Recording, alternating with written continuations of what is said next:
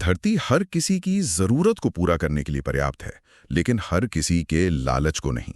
महात्मा गांधी के ये शब्द आज जब हम अपने शहरों की हालत देखते हैं तो बिल्कुल सटीक लगते हैं। एकदम सही। और इसी से जुड़ा एक बहुत जरूरी मुद्दा आज हम उठाने वाले हैं, द हिंदू में प्रकाशित एक लेख के आधार पर। हाँ। मुद्दा है, भारत अपने शहरों से निकलने वाले कचरे के पहाड़ों को एक राष्ट्रीय संसाधन में कैसे बदल सकता है।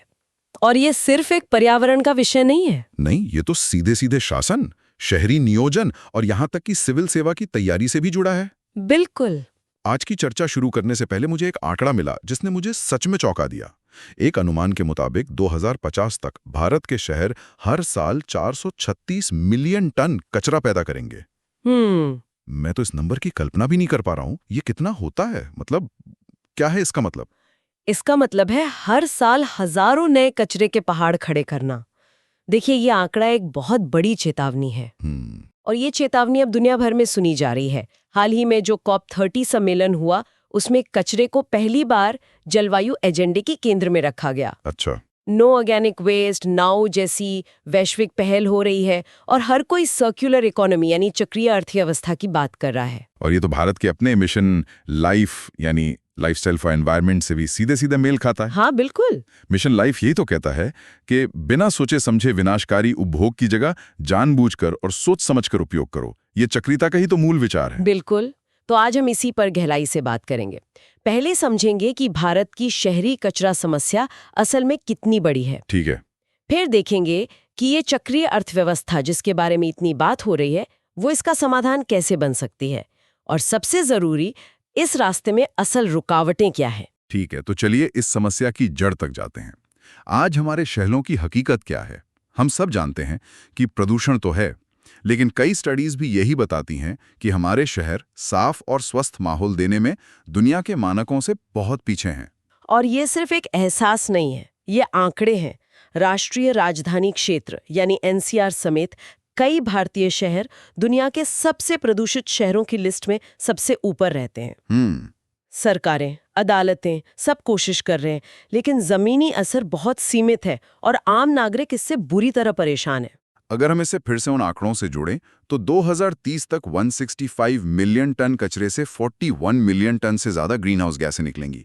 ये गैसें तो सीधे सीधे जलवायु परिवर्तन को बढ़ाएंगी। हाँ, और 2050 तक जब शहरी आबादी 814 मिलियन होगी और कचरा 436 मिलियन टन, तो सोचिए हालात क्या होंगे।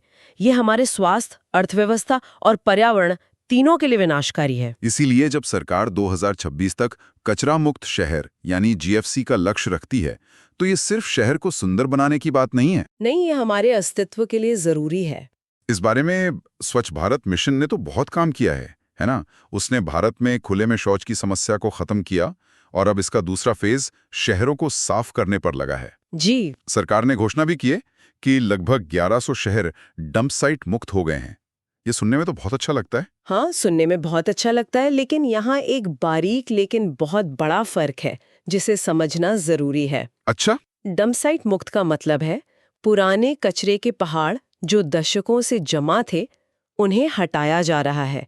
इसका ये मतलब बिल्कुल नहीं है कि नया कचरा बनना बंद हो गया है। ओह, मतलब ये समस्या को साफ करने जैसा है, समस्या की जड़ को खत्म करने जैसा नहीं। बिल्कुल। तो डंप साइट मुक्त होना सिर्फ आधा रास्ता है। ये तो ऐसा हुआ कि हमने जख्म पर पट्टी बांध दी, लेकिन खून बहना बंद नहीं किया। सही कहा आपने। तो फिर इस नए कचरे का उत्पादन रोकने या इसे सही मायने में ठिकाने लगाने का असली समाधान क्या है? असली समाधान तभी मिलेगा जब हमारे लगभग 5000 शहर और कस्बे चक्रीय अर्थव्यवस्था के मॉडल को अपनाएंगे। ये एक ऐसा मॉडल है जो कचरे को एक समस्या की तरह नहीं, बल्कि एक संसाधन की तरह देखता है। हाँ, एक कीमती चीज की तरह। भारत को अब बनाओ, इस्तेमाल करो, फेंक दो वाले पुराने रैखिक मॉडल से बाहर निकलना ही होगा। चलिए इसे एक आसान उदाहरण से समझते हैं। मैंने अभी एक प्लास्टिक की बोतल खरीदी। इस पुराने बनाओ, इस्तेमाल करो, फेंक दो वाले मॉडल में इसका सफर कहाँ खत्म होता है? ज्यादातर मामलों में इसका सफर एक लैंडफिल में यानी कचरे के पहाड़ पर खत्म होता है, जहां ये सदियों तक पड़ी रहेगी, जमीन और पानी को जहरीला बनाती रहेगी। और अगर हम इस चक्रीय अर्थव्यवस्था की दुनिया की बात करें तो इसी बोतल का भविष्य क्या होगा? उस दुनिया में आपकी बोतल को कचरा नहीं बल्कि एक कच्चा माल माना जाएगा। उसे इकट्ठा किया जाएगा, साफ किया जाएगा और फिर उसे पिघलाकर उससे नई बोतलें या शायद कोई टी-शर्ट या जूते बना दिए जाएंगे। उसका सफर खत्म नहीं होगा, वो एक नए रूप में चलता रहेगा। यही चक्रीयता का जादू है। ये समझने में बहुत आसान हो गया, पर हमारे कूड़ेदान में तो सिर्फ प्लास्टिक की बोतलें नहीं होती, उसमें तो हर तरह का कचरा होता है। ये मॉडल उस पर कैसे काम करता है? जैसे हमारे घरों के कचरे का आधे से ज्यादा हिस्सा तो गीला यानी जैविक कचरा होता है। हाँ, और यही सबसे बड़ा मौका है। इस गीले कचरे से घर पर खाद बनाई जा सकती है या फिर बड़े स्तर पर इससे बायोमिथेनेशन प्लांट चलाए जा सकते हैं। जैसे इंदौर वाला उदाहरण है। बिल्कुल, इंदौर में एशिया का सबसे बड़ा बायो सीएनजी प्लांट लगाया गया है, जो शहर के गीले कचरे से सीएनजी बनाता है और उससे शहर की बसें चलती हैं। मतलब कचरे से कमाई भी हो रही है और पर्यावरण भी बच रहा है। जी वाह, ये तो कमाल का उदाहरण है। और सूखे कचरे का क्या? उसमें तो प्लास्टिक के अलावा भी बहुत कुछ होता है और सारा प्लास्टिक रिसाइकिल भी नहीं हो सकता। यही तो असली राक्षस है। अब बिल्कुल सही कह रहे हैं, प्लास्टिक कचरा वाकई हमारे पर्यावरण और स्वास्थ्य के लिए सबसे बड़ी चुनौती है। तो इसका हल क्या है? और इसका समाधान सिर्फ एक जगह से शुरू हो सकता है, हमारे अपने घरों से। जब तक हम गीले और सूखे कचरे को अलग अलग करना अपनी आदत नहीं बना लेते, तब तक रिसाइकलिंग की प्रक्रिया ठीक से शुरू ही नहीं हो सकती। एक मिनट, सूखे कचरे से ऊर्जा बनाने की भी बात होती है। मैंने रिफ्यूज डिराइव्ड फ्यूल यानी आरडीएफ के बारे में पढ़ा है। क्या इसका मतलब हम बस कचरा जला रहे हैं? क्योंकि वो तो और प्रदूषण फैलाएगा। बहुत अच्छा सवाल है। आरडीएफ का मतलब सिर्फ कचरा जलाना नहीं है। इसका मतलब है रिफ्यूज्ड डिराइव्ड फ्यूल। आसान भाषा में कहें तो ये सूखे कचरे, खासकर जो रिसाइकिल नहीं हो सकता, उससे बनाई गई एक तरह की ईंटें हैं। अच्छा। इन्हें कोयले की जगह सीमेंट प्लांट जैसी जगहों पर बहुत ज्यादा तापमान पर जलाकर ऊर्जा पैदा की जाती है। तो एक तरह से हम कचरे को कोयला बना रहे हैं। लेकिन हाँ, ये टेक्नोलॉजी अभी अपने शुरुआती दौर में है। ठीक है, ये समझ आया। कचरे की एक और बहुत बड़ी किस्म है जिसके बारे में हम कम ही बात करते हैं, कंस्ट्रक्शन और डेमोलिशन का कचरा यानी सीएनडी वेस्ट। इमारतों का मलबा। हाँ, इमारतों का मलबा। लेख के मुताबिक ये हर साल लगभग 12 मिलियन टन पैदा होता है। और इसकी तो बात ही अलग है। हम सबने देखा है, कोई नया घर बनता है या पुराना टूटता है तो उसके मलबे का ढेर महीनों तक सड़क के किनारे पड़ा रहता है। हाँ, और वो सिर्फ जगह नहीं घेरता बल्कि हवा में धूल घोलकर हमारे फेफड़ों तक पहुंचता है। विडंबना ये है कि इस मलबे का बड़ा हिस्सा रिसाइकिल करके लागत प्रभावी कच्चा माल जैसे ईंटें और टाइल्स बनाने में इस्तेमाल हो सकता है। तो इसे रोकने के लिए कोई नियम कानून नहीं है क्या? नियम तो है। निर्माण और विध्वंस अपशिष्ट प्रबंधन नियम 2016 पहले से मौजूद है और अब 1 अप्रैल 2026 से नए पर्यावरण निर्माण और विध्वंस अपशिष्ट प्रबंधन नियम 2025 भी लागू होने वाले हैं। अच्छा, तो इनमें क्या खास है? ज्यादा मात्रा में मलबा पैदा करेगा, उसे ठिकाने लगाने का शुल्क भी देना होगा। मतलब पोल्यूटर पेज का सिद्धांत। बस जरूरत है कि इन नियमों को और ज्यादा सख्ती से लागू किया जाए। बिल्कुल। कचरे की बात हो रही है तो गंदे पानी यानी वेस्ट वाटर को कैसे भूल सकते हैं? क्या वो भी इस चक्रीय अर्थव्यवस्था का हिस्सा है? निश्चित रूप से।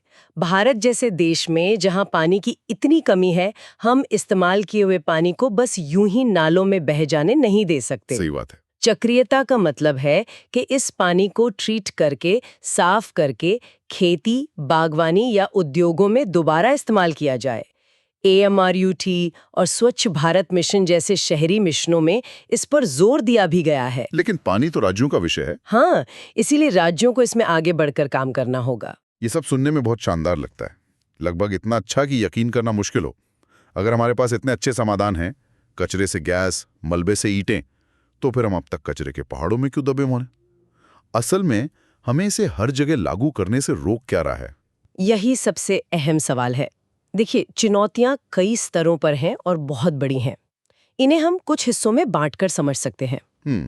पहली और सबसे बड़ी चुनौती तो नीति और नियमों के स्तर पर है। जैसे कि एक शब्द इस्तेमाल होता है EPR यानी एक्सटेंडेड प्रोड्यूसर रिस्पॉन्सिबिलिटी। ये सुनने में काफी भारी लगता है। आम इंसान के लिए इसका क्या मतलब है? इसका सीधा सा मतलब है जिसने फैलाया वो ही समेटेगा। अच्छा। अगर कोई कंपनी प्लास्टिक की बोतल में कोल्ड ड्रिंक बेचती है तो ईपीआर के तहत उस खाली बोतल को बाजार से वापस इकट्ठा करके रिसाइकिल करने की जिम्मेदारी भी उसी कंपनी की है। तो ये तो बहुत अच्छा नियम है। हाँ, ये एक बहुत शक्तिशाली नियम है, लेकिन समस्या ये है कि ये अभी तक हर तरह के सूखे कचरे पर सख्ती से लागू नहीं हुआ है। ये एक बड़ी कमी है। ठीक है, तो एक तो पॉलिसी की कमी हो गई, और क्या दिक्कतें हैं? मुझे लगता है एक और बड़ी दिक्कत सरकारी तालमेल की होगी। बिल्कुल, इसे हम शासन की चुनौती कह सकते हैं। होता ये है कि शहरी विकास मंत्रालय कुछ कहता है, पर्यावरण मंत्रालय के नियम कुछ और हैं। और जमीन पर काम करने वाली नगर पालिका के पास दोनों को लागू करने के लिए ना लोग हैं ना पैसा। सही पकड़ा, ना लोग हैं, ना पैसा और ना ही तकनीकी समझ। विभागों के बीच तालमेल की भारी कमी है।